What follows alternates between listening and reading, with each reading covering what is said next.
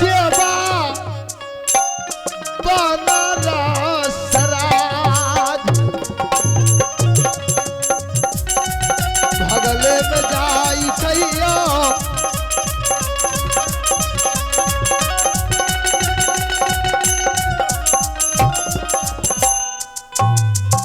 Hello शायर आइए, हुआ। हेलो आइए, इनाम के दौर में आप हैं बिजली मिस्त्री मुकेश बिजली मिस्त्री साउंड ऑपरेटर।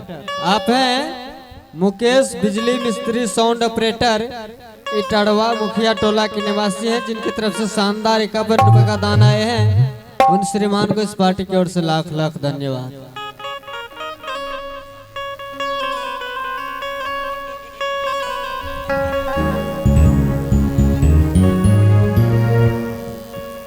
हेलो जी, हेलो जय शंकर जी।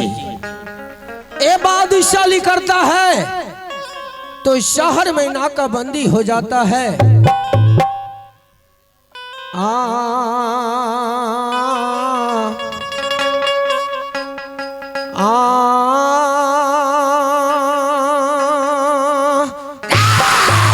माँ भवानी दोहाई कहिल की जय माता जगदम्बिका ए जी सदा करो कल्याण ए जी 5 मिली श्री नायक लिखूं ए जी नाटक करो बखान।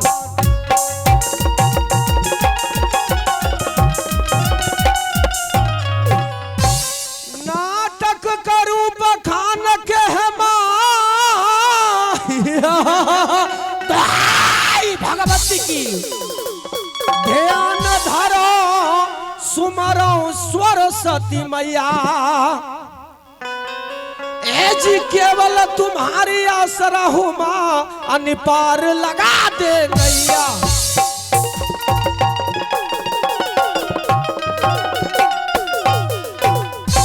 पार लगा दे नैया है माँ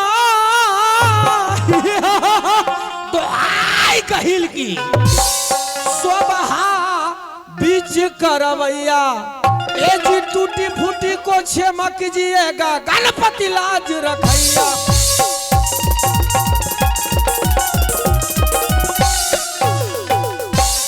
आवेरा मेरा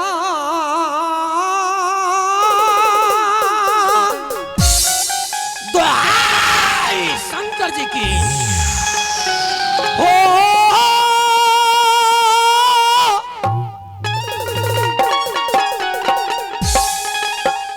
राम जी के नाम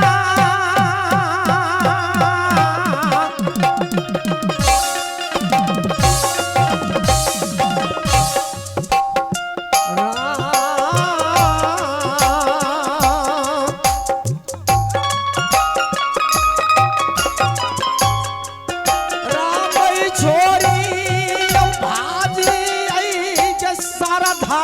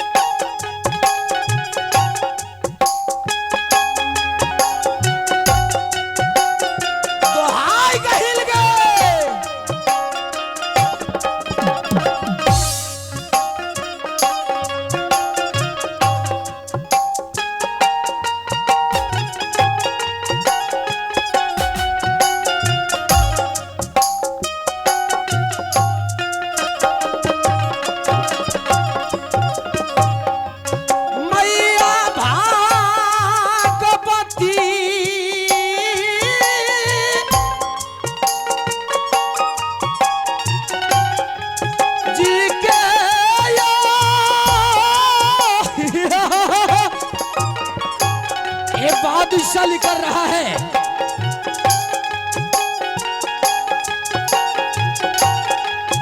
लई छै तो सरना अरविंद जी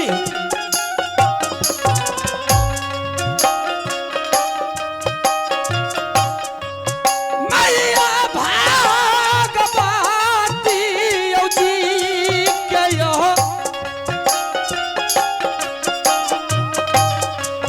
चरना मानबै छियै।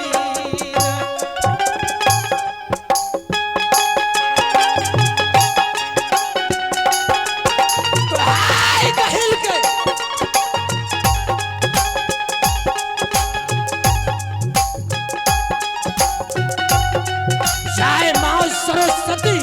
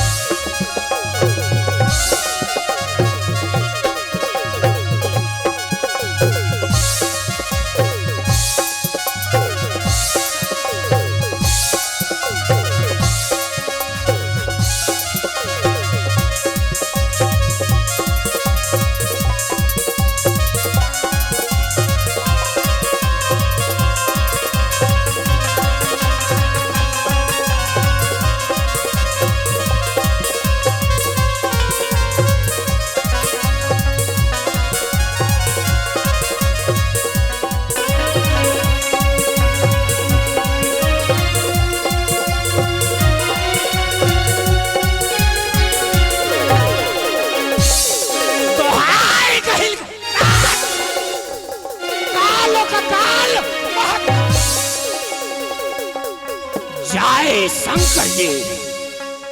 ये बादशाही करता है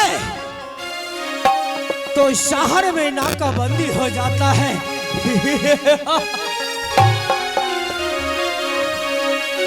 बैठे हुए माता और बहनों जवान साथियों, आप सबको बीच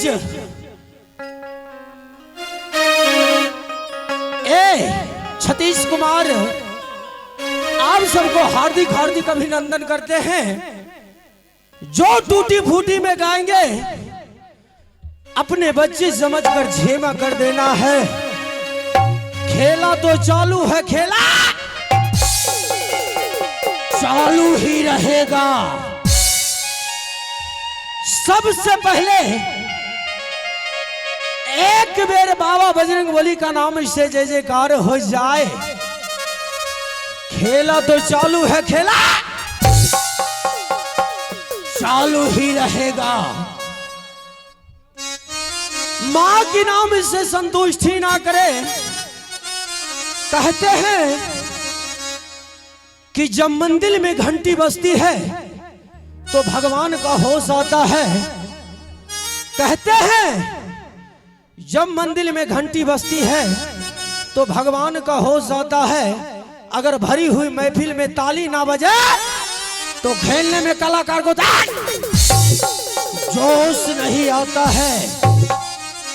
तो एक बार बाबा बजरंगबली का नाम इससे जय जयकार लगा दे, प्रेम से बोल दो बाबा बजरंगबली की। दोस्तों मजा नहीं आया। कहते हैं कि मानव जीवन दुर्लभ रहे, मिल ही न बा